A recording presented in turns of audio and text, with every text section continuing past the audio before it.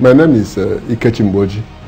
I am currently the Commissioner for Education, Abia State. When we came in on board, we met some problems on ground. Not to say that some things hadn't been done well, but there were obviously some challenges we met when we came on board. The most obvious was the dilapidation in school infrastructure. It was obvious that a lot needed to be done. In many of the schools, particularly in the remote areas, the school buildings had collapsed.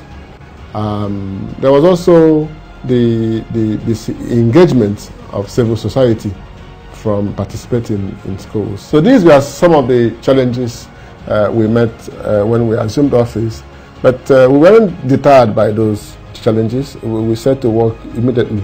With respect to the issue of dilapidation of schools, government alone cannot fix all the whole schools in this state. There just simply isn't the money there. So what we did was to call a meeting, several meetings actually, of the various stakeholders in the state.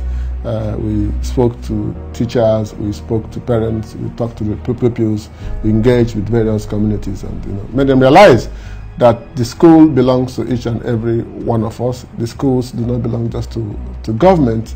There was also the problem of extortion by various bodies. You have cases of teachers or head teachers charging all kinds of levies from the pupils, or demanding for the various kinds of articles by way of homework and the like. We felt that was wrong. We said we are going to eliminate most of those illegal levies, which we succeeded in doing. But more importantly, we were able to raise quite an appreciable sum of money, with which we fixed, I think, 32 schools across the length and breadth of Abia State. We refurbished 32 secondary schools, changed the roofs, did the whole fence and the like. We also sank, I think, 16 boreholes. We did various toilets in many schools, more than 40 toilets. I mean, what gives me so much joy about this was that we did all this without imposing any levy on anybody, but simply by reducing the level of extortion and rechanneling those resources to something much more meaningful. So we've been able to reduce the issue of dilapidation of our schools.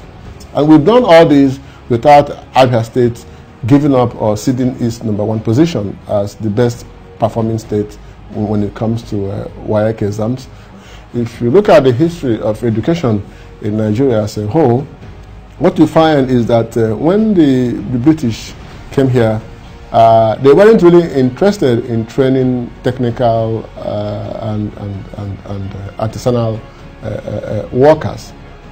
Their preference was to train clerks, people who could read, write memos and transcribe things for them.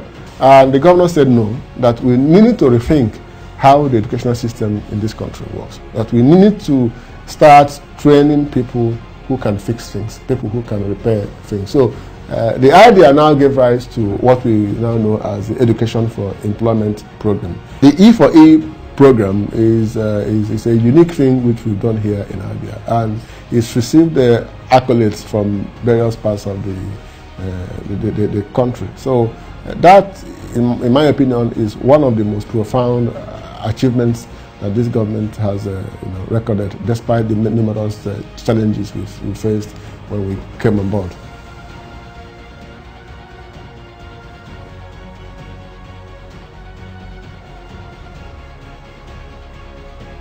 In many parts of the world, where you find a university, you find about 3, 4, 5 similar institutions, and they have now a critical mass, because they offer that level of sophistication, they have that level of diversity. So virtually everybody who wants that kind of education or that kind of service goes there. So it's actually an emerging phenomenon as I speak, that private investors are actually coming into Abia State to invest in education. If you go to Uturu, you have Gregory University too, which is just a few miles away from Abia State University. So Abia State does provide enormous potential for investment in the education sector, be it at the secondary school level or the tertiary level. We've been able to partner with some private investors. In fact, as I speak, we have someone who has come in from the US. They want to take over, I think, Railway Halt Primary School in Abia. The idea is to build a world-class, primary and secondary school in that place. We also have a proposal by another group of investors who want to turn the place known as Township Primary School into a world-class technical secondary school. So there are numerous opportunities here in the state for private persons, private stakeholders to come in, invest their resources, and have a meaningful return on investment. I would say that we've done pretty well, considering the distractions we've had, the challenges of funding and the like. I think we've done pretty well. But I am sure that in the next 12 months, if Abians are already happy with what the ministry has done, they will be a lot happier with what we intend to achieve. If you are to look at the number of schools we have repaired, for example, we've done 32 schools, we've done 16 boreholes, we've done over 50 toilets.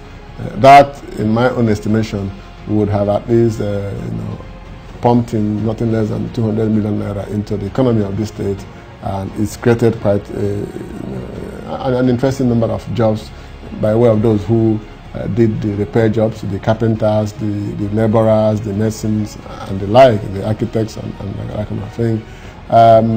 Then in terms of the private schools, which we regulate, which is probably the highest in this country, that again numbers in the thousands that are gainfully employed under the private school system. So despite the fact that this is actually a service ministry, one could say that with respect to job creation, that we have contributed our own fair bit. My message to the people of Abia and to Nigerians in general is that invest in the education of your child. If you invest in the education of your child, you've invested in the future of that child, you've invested in the future of this state, you've invested in the future of this country.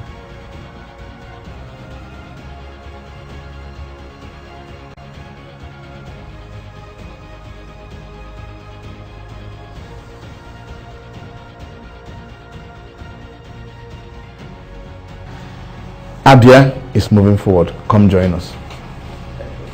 I hope you've enjoyed watching this documentary. It is my belief also that you must have made up your mind about what kind of business you want to do with us in Abia. I assure you that I'll welcome you with open hands personally when you come to Abia.